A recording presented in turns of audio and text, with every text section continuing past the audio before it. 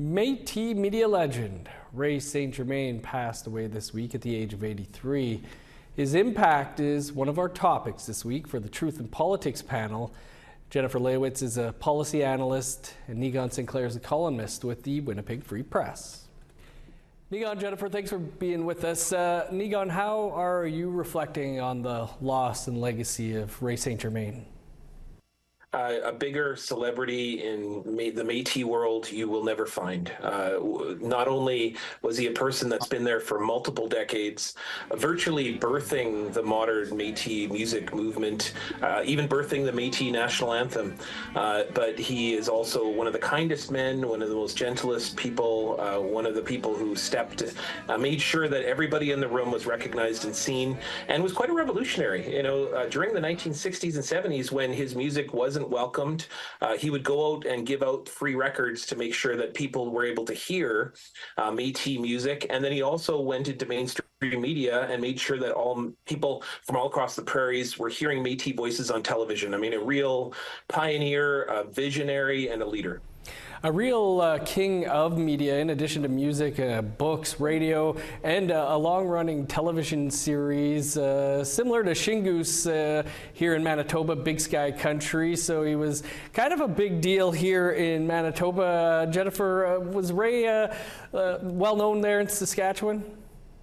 I think so, maybe just because I was, raised for a lot of years by my grandparents. So I kind of grew up on that type of music. And, he was an Elvis fan, and as most people know, I am a huge Elvis fan. So, and I think, we do have, a fairly large Métis population in Saskatchewan for obvious reasons. I'm sure you can see the Métis sash behind me. I come from a very strong Métis family on my mom's side.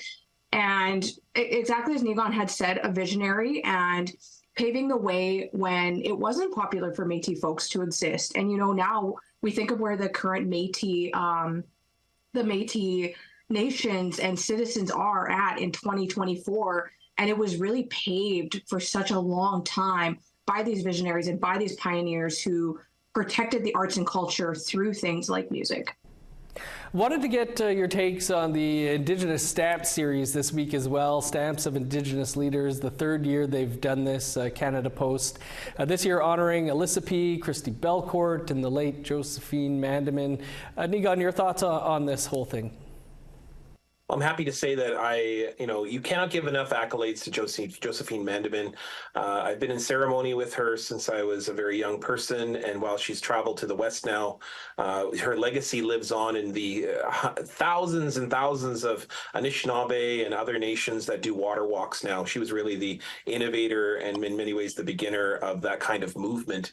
And of course, Christy Belcourt, who's a good friend of mine and also somebody who I really look up to, just amazing, remarkable achievements by remarkable Indigenous peoples, and I'm really glad to see that Canada catches up and sees what the Indigenous community has seen for a long period of time, which is our heroes. And one of the things that my father's always said is that we need to hold up our heroes and recognize our heroes. And while a stamp is just one sort of small way in which to do it, I do appreciate it. And it's also important to recognize that other accolades are happening. Time, Christy Belcourt was just announced as a big Order of Canada recipient as well. So. Jennifer, do you think this was a good way for the Crown Corporation to mark National Indigenous History Month? Absolutely. I think by bringing, Indigenous arts and culture into a national spotlight like this is incredibly important. The first time I had ever heard of Christy Belcourt's work, I was a SUNTEP student years and years and years ago.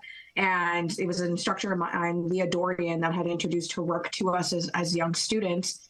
And, to see how that art can intersect with almost, our government-owned industries is incredibly important, because we already understand the importance of the arts and culture within our own cultures.